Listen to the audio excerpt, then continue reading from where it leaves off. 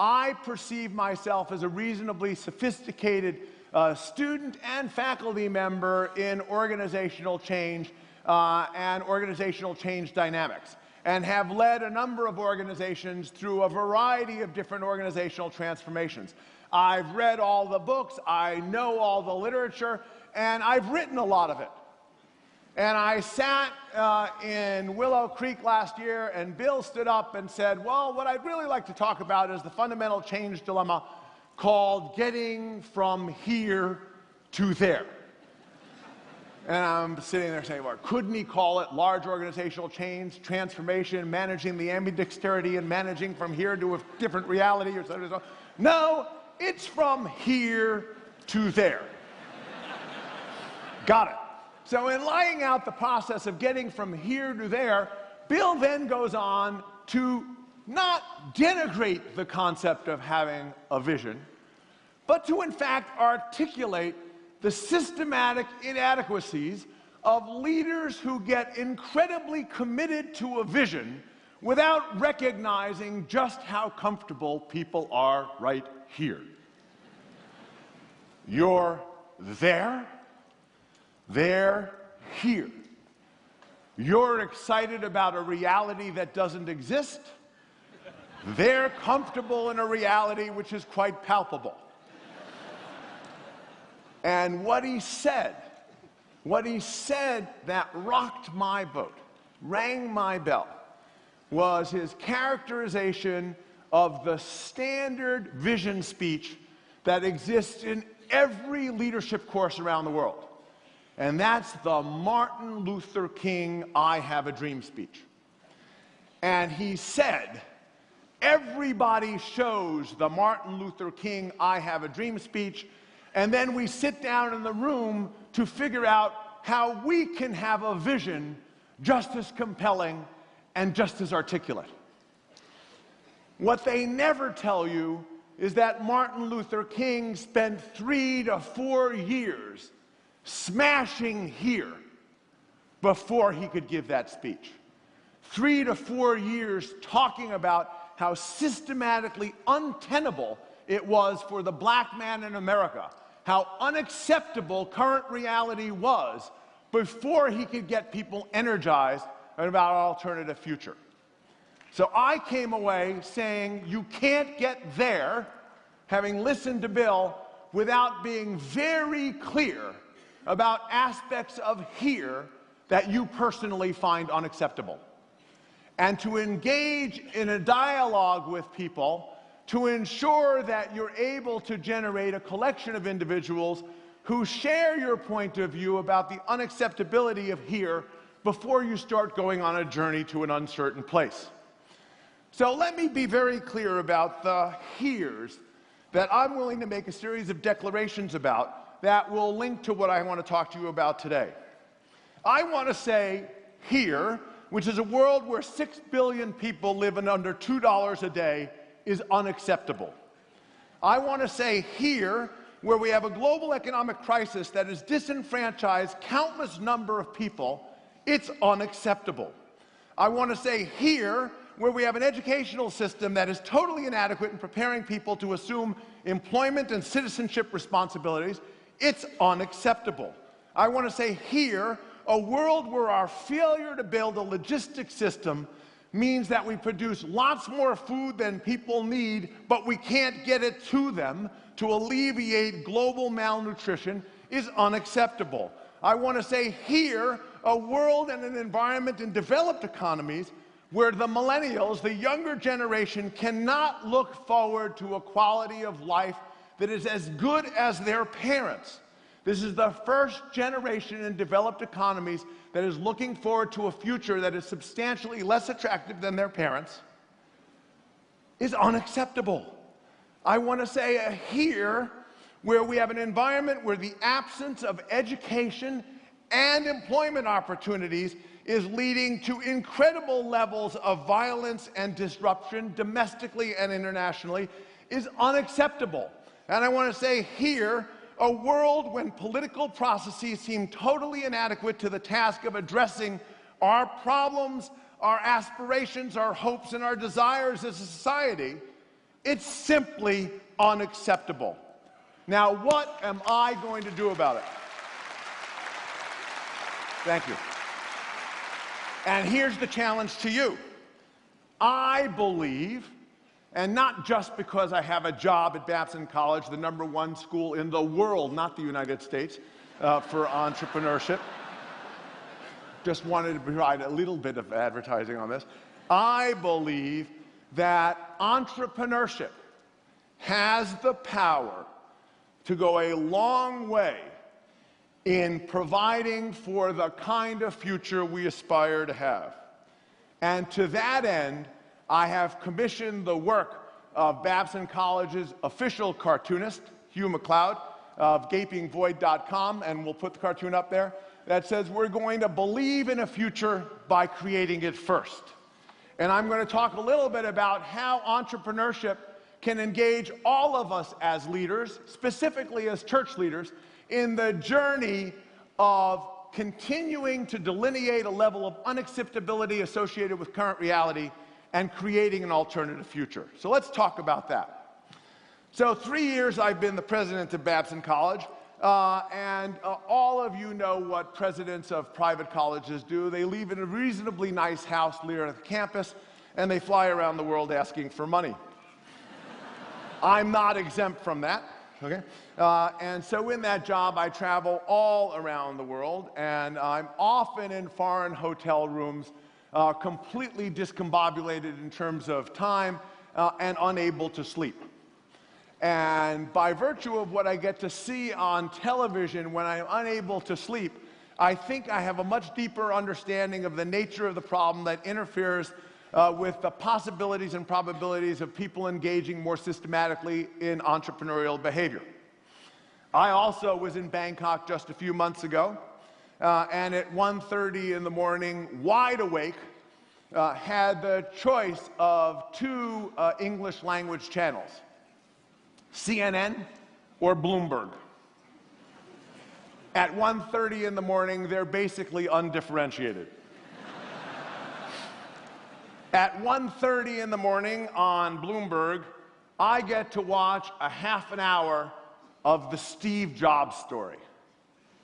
And they tell the incredible story of Steve Jobs, and after a half an hour, being the president of a college that purports to teach entrepreneurship, I am completely and totally depressed. How can I ever teach someone to be Steve Jobs? Thankfully, it was done in a half hour. At 2 o'clock, I get Mark Zuckerberg. 26 years old, heading up a $100 billion enterprise, aligned with Steve Jobs around recognizing the futility of higher education as a vehicle for advancing their entrepreneurial instincts. And again, after a half an hour, I'd say, well, I can't help people to do that. Finally, at 2:30, I get lucky. At 2:30, I get the Bill Gates story. So this is an hour and a half of advancing the logic of entrepreneurs being born, not made, advancing the logic of these folks being genetic advanced species, the likes of which none of us can ever emulate, who have done things we can't possibly do. And then I get back on the airplane and I read the entrepreneurship books and the entrepreneurship magazines. And what do I read and what do I hear? I get those great stories of, I had an idea. I pursued this idea with incredible passion. I mortgaged everything I had. I leveraged my children's educational accounts. I maxed out on all my credit cards. And there I was hanging from the mountain by my fingernails in the hopes that a customer might come. If they did, I would climb up and move on. If they didn't, I would let go and be ignored. Those are the stories that people read in the entrepreneurship magazines. Those are the stories, by the way, they're generally told by the people who succeed. Okay. And after they're done succeeding, they have enough disposable income to write a book. And then when they write a book, since they can't write, they get a writer. And they talk to the writer. And what do they tell the writer? The story they would like to read about their life. Substantially more interesting, substantially more dramatic, and most importantly, substantially more disenfranchising of the modal population from thinking they can never do it. When I tell people I'm the president of an entrepreneurship institution, they say, oh, geez, that must be really incredible. How do you ever teach these people how to do this?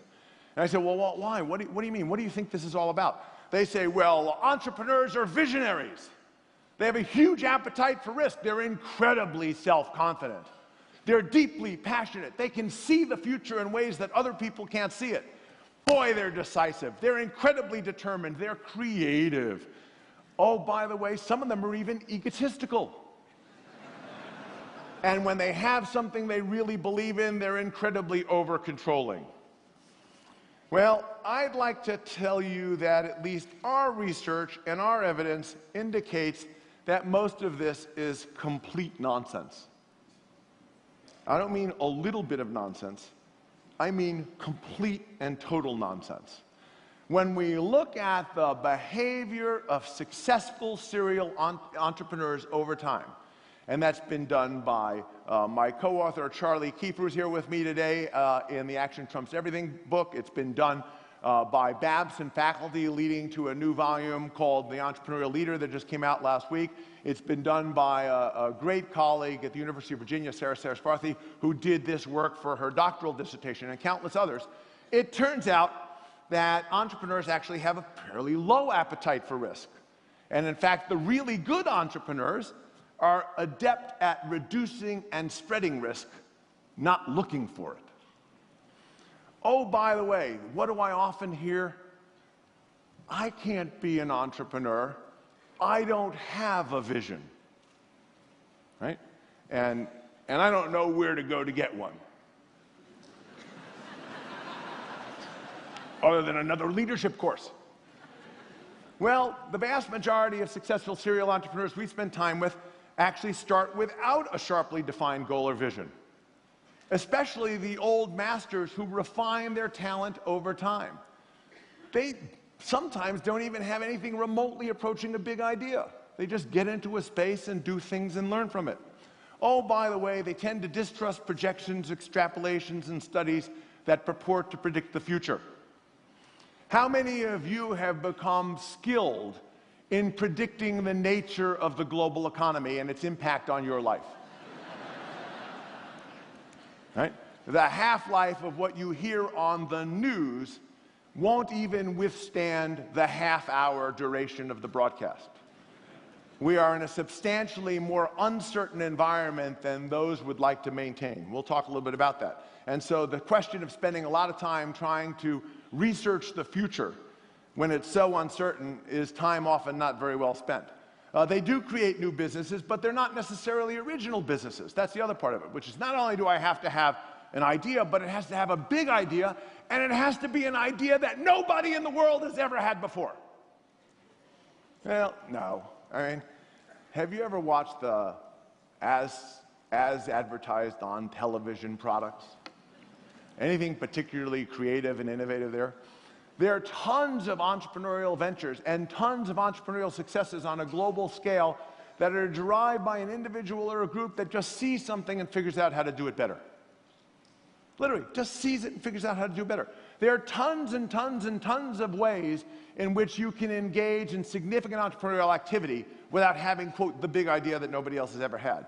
Are they self-confident? It turns out, no, really not more than anyone else. Are they determined? Yes. Are they over-controlling? Yes. Sometimes, but my guess is that label can work for many of you as well. Are they decisive? Yeah, but so are other people. Are they egotistical? Sometimes, and sometimes not. So this great man theory that's advanced by the researchers and the prognosticators who would like to exclude you from entrepreneurial activity are doing none of you a service and certainly not doing me a service. And so, with having smashed some of the dimensions of current reality, what do I think my job is at Babson College, and how does it relate to what I talked to you about here today? Babson College's purpose is to educate people, i.e. leaders, who make and find opportunities to create economic and social value everywhere. We educate leaders to make and find opportunities to create economic and social value everywhere. And to that end, we have a method, which I'll talk to you about this morning, called entrepreneurial thought and action. And we have a context called entrepreneurship of all kinds, which is also part of the equation, destined to help you to understand that entrepreneurship is a lot more than technology-based startups. Because again, the characterization in the media is it's all about Silicon Valley, it's all about the internet, it's all about an idiot savant who's come up with an idea that nobody else has ever had.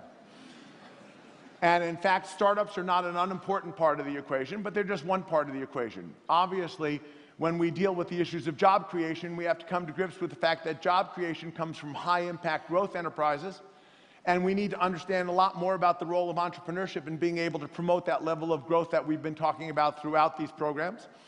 We also understand around the world the vast majority of wealth in emerging economies is concentrated in family enterprises. And we understand the pathology of family enterprises inextricably tied to the growth and development curves that we saw here this morning. What do we say about family enterprises? The first generation creates, the second generation enjoys, the third generation destroys. And the question is, how do we begin to use entrepreneurship as an intervening technology to be able to build legacies and dynasties rather than the self-fulfilling prophecy of a three-generation destruction? And then we have large enterprises. What I used to hear when I went to Babson was large companies don't want entrepreneurs. As a matter of fact, there used to be a great old axiom at IBM. IBM wants wild ducks as long as they fly in formation. Well, let's look at the performance of these large organizations that systematically have been unwilling to embrace the logic of entrepreneurship in their enterprises. If I take the Fortune 25 from 1980 to 2010, just 30 years, and I look at that data, you suddenly discover over 30 years out of the Fortune 25, only 6 remain over 30 years. Many of you sit there and say, I'm not 30 yet. Why would I worry about a 30-year time span? So let's go to 10 years, 2000 to 2010, the same data, Fortune 25. 13 of the 25 have fallen off the list in 10 years, right? So the half-life of the Fortune 25, if half of the Fortune 25 is 10 years. Those are businesses that have been disintermediated or disrupted by entrepreneurs or transacted out of business by the finance community. None of you who are connected to large enterprises can tell me that you can ride one business model through your life and your career. Your careers in large organizations, for those of you that are connected up to it, have got to be systematically going to war with your business models and reinventing yourselves 3 to 5 times in your career. And then finally, we have the initiative called social enterprise, social innovation. The explicit recognition that traditional Western capitalism, obsessively focused on economic outcomes to the exclusion of any other variable, is a problematic construct, systematically. And the notion that somehow we will address our economic and business issues and then use whatever benefits that accrue from that to address our sustainability issues, and then if there's any money or time left over, deal with our social issues. The notion that we can deal with these issues sequentially is a failed logic. It is inherently inefficient. We need to develop mechanisms through entrepreneurship that enable us to deal with issues of economics, issues of sustainability, and issues of social value simultaneously rather than sequentially. That requires significant invention. That requires significant experimentation. That requires entrepreneurship. So 2 things to get you going with experts. Peter Drucker, who shows up in this summit all of the time because he really is one of the wise people around leadership, says most of what you hear about entrepreneurship is all wrong. It's not magic, it's not mysterious, and it has nothing to do with genes. It's a discipline, and like any discipline, it can be learned. And Muhammad Yunus, the father of microfinance and the founder of Grameen Bank, who outlines, from my perspective, the most important takeaway for you from this session. We are all entrepreneurs, only too few of us get to practice it. Now, my job is to show you, quite honestly, just how easy it is to practice it. How easy it is to move from self-editing yourself out of positive forward action because you don't have a big idea, because you don't have $1 million, because you haven't been able to secure venture capital, because you don't have 15 people associated with you to get going. None of those things are necessary to get started. It systematically simply requires you to understand there's a strong consistency among how successful serial entrepreneurs think. It largely explains their unconventional behavior, and it's available to you. Now, all it requires you to do is understand the natural limitations of everything all of you have ever learned in school for your entire life. That's all it requires. Now, everything you have learned in most of your schools for all of your life is predicated on a world of cause and effect and a world of predictability. Right? We know about inductive and deductive logic. We know about very sophisticated mathematical tools and lots of analytics. We can develop very sophisticated rules of thumb based on cause and effect. And prediction is the core logic of virtually every educational setting and is certainly the logic of every large organization. It is embedded in the measurement systems of everyone. It works absolutely superbly to the extent that the future can be extrapolated from the past. Right? It's like that marvelous commercial that you all find on television for financial service products of one kind or another, where at the end of the commercial, when they're done celebrating just how incredibly good their product is, there's a tagline that says, "Warning. Do not invest in this product based on historical results, because historical results don't necessarily predict the future." And then what do all of you do? You invest on it based on historical results. And then what ends up happening? The future is not a linear extrapolation of the past. And then what do? You become paralyzed. Paralyzed. Which is in fact what we've experienced on an economic basis in the world for the last 24 to 36 months. It turns out this paralysis was incredibly well understood and articulated in 1921 by a University of Chicago economist by the name of Frank Knight, who talks about the concepts of risk and uncertainty. Some of you are nodding your head like you were around. And in 1921, he talked about risk, which could be objectively measured and managed, and uncertainty, which was a subjective reality that couldn't be managed with quantitative, predictive-oriented tools. 1921, he said that, and for the last 80-plus years, we've ignored it, except for the behavior of successful serial entrepreneurs who actually realize that in a world where you can't predict the future, what's available to you? Act.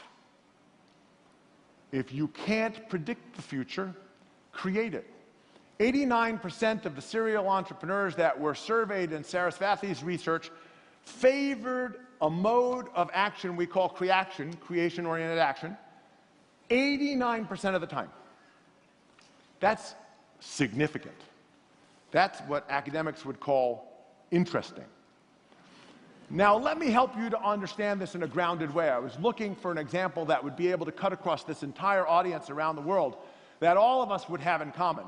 And my guess is that each and every one of us at some point in the opportunity in our life got to see at least one or more Indiana Jones movies. Right? So let's just suppose you're Indiana Jones, and you're going about doing what Indiana Jones does, and you fall in a hole. You've fallen in a hole. You've actually now touched some part of something in this hole with your 2 feet. It is really dark.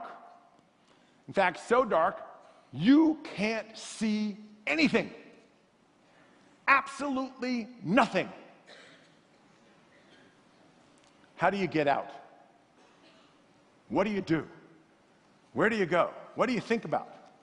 Now, it turns out if I give you that exercise, and hopefully you're like the vast majority of people I've given that exercise to, you can actually get your arms around this. You can say, oh, whoa, wait a second. Well, first of all, I'll see, what do I have on me? Right? You know, what do I have on me? And then also, all I know is my feet are here. I don't know if I can feel my way around anywhere. I'm certainly not going to go jumping around, right? Maybe I'll just take a step. And after I take a step, what am I going to do? Well, does it feel like I can take another step or not? Oh, by the way, on my belt, oh, wow, I have this flashlight. Maybe that will help me a little bit to go along. Well, it turns out you, playing the role of Indiana Jones, know exactly how to get out of a dark hole. And the rules that you need to play with for getting out of a dark hole are exactly the rules that you need to understand to take entrepreneurial action. It requires you first to understand that in the face of unknowability, what would rational thinking behavior look like? Well, what's the point of sitting and thinking in the face of unknowability? Right? You can sit and think, or you can act. You simply can't think your way into an unknowable future, so the only logical thing is to act. So what does acting sound like? What does acting look like? How does Indiana Jones do it? 1, take small steps with what you've got at hand. Not big leaps, small steps.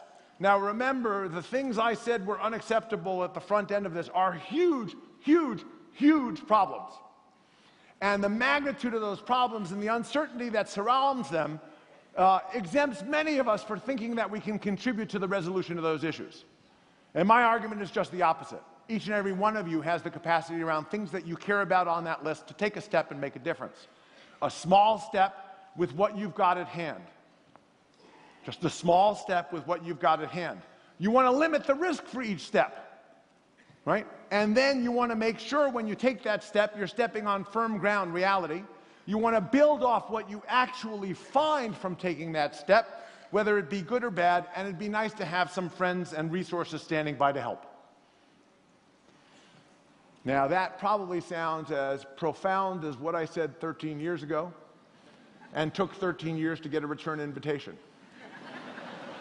So I'm now marking my calendar for the year 2024. in the hopes that Bill has 13 great years as a leader. But really, that's all there is to it. And so what do we find? Where do you start? Well, Bill had the exercise of identifying kind of the 5 words that characterize you and the church that you want to be connected to. That is tied completely into the fundamental logic of successful entrepreneurs that we've studied. They start with things they care about, right? So my question for you is not where is there a great opportunity, not where do you find disruption in the economic marketplace. The issue is, what is it would you like to do? We're starting with you. We're starting with the means at hand. We're starting with the tool that is you. Entrepreneurs are always doing what they want to do or what they think will get them what they want. And in the face of unknowability, taking any other action is simply foolish. So the first question is, what do you really care about? And then given your orientations towards risk and your capacity, what kind of step would you like to take? Some of us who are very risk averse want a fully detailed plan before we're going to take that first step. And, that's the threshold they have to go to. Others say, well, here's an interesting thing. Or more importantly, I don't have any idea, but here's Jim, and he appears to have an idea, and I like him. 42 of 50 entrepreneurial partnership teams that we've studied in recent research started simply because of interpersonal attraction. There was no idea. No idea. We just liked each other. Let's figure out what we can do together. Once you've taken that first step, what are we saying? Act quickly with the means at hand. This logic is based on current reality, who you know, what you know, and anything else that's relevant. Now we get to the part where the bankers and the financial experts in the room are going to be deeply offended. They have all developed mechanisms to measure risk, risk-adjusted beta, expected return. We live in the world of affordable loss. Expected return is a nonsensical proposition in an unknowable environment. To put more risk-adjusted betas on it just compounds the nonsense. So what are we going to do now? Pay only what you can afford to and want to. How can you decide what you can afford? Well, my guess is most of you can decide what you can afford. And then how can you decide what you want to do? Well, how badly do you want to do something? Amazing how this works. Oh, and then you act. And then you bring some other people along. Well, how do you do that? Well, you can sell people. We all know about selling ideas and selling products and selling opportunities. But you can also enroll people. And there's no better example of an organization systematically invested in developing methodologies for enrollment around seeker-oriented churches than Willow Creek and the Willow Creek Association. So if you'd like to know how to be an entrepreneur, why don't you spend some time looking at what you've been doing for the last 35 years? And realize when you can apply that across a portfolio of uncertain situations, the things you've learned actually have a much broader set of applications than are possible. So finally, what keeps people from doing this? Two things. One is they get completely caught up about what am I trying to do? And we're saying oftentimes you don't know. So instead of worrying about what you're trying to do, how about not worrying about that and starting to worry about what you're going to do next? So my leadership challenge to you is to stop worrying about what you want to do and start worrying about what you want to do next. Now, I thought that was incredibly profound the first time I heard it. Thought it was related to the literature. Came to a faculty member who said that she's been saying this to her students for years, asked where in the literature she found it, and she said she got it from her mother. I completely sucked into the equation and said, oh, so your mother must be an academic. And she said, no, my mother's a yoga instructor in Cranston, Rhode Island. And it turns out, what do you want to do next is one of the fundamental principles of yoga. If you start with getting to a final position without thinking about the intervening steps, what's likely to happen? You're going to hurt yourself. Right? If you don't want to hurt yourself, focus on taking the steps, seeing where you are before you take the next step. Really, really very simple.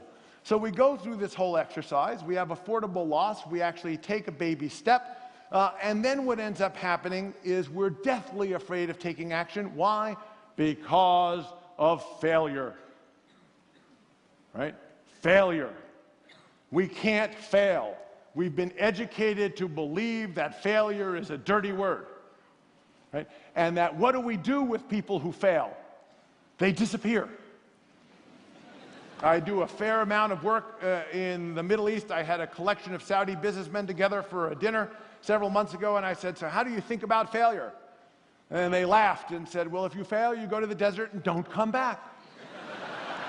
But now, in the United States, it turns out failure at the individual level and failure at the organizational level were actually separated until the late 1900s.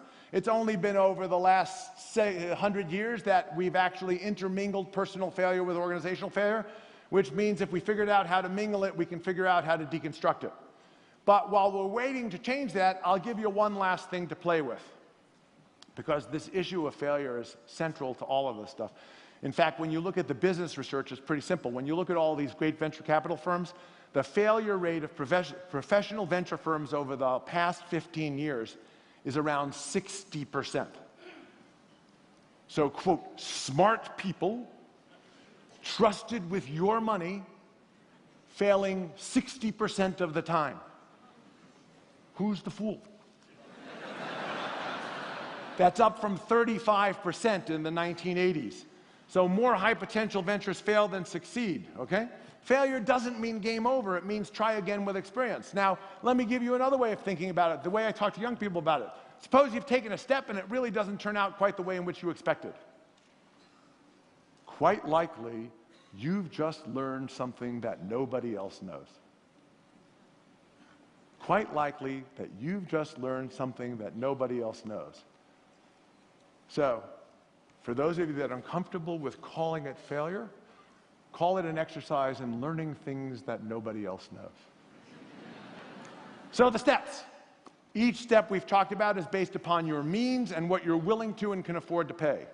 Each step results in learning and the possibilities of new assets and opportunities that come from interactions with others. 30 seconds for closure. I've learned that from Bill.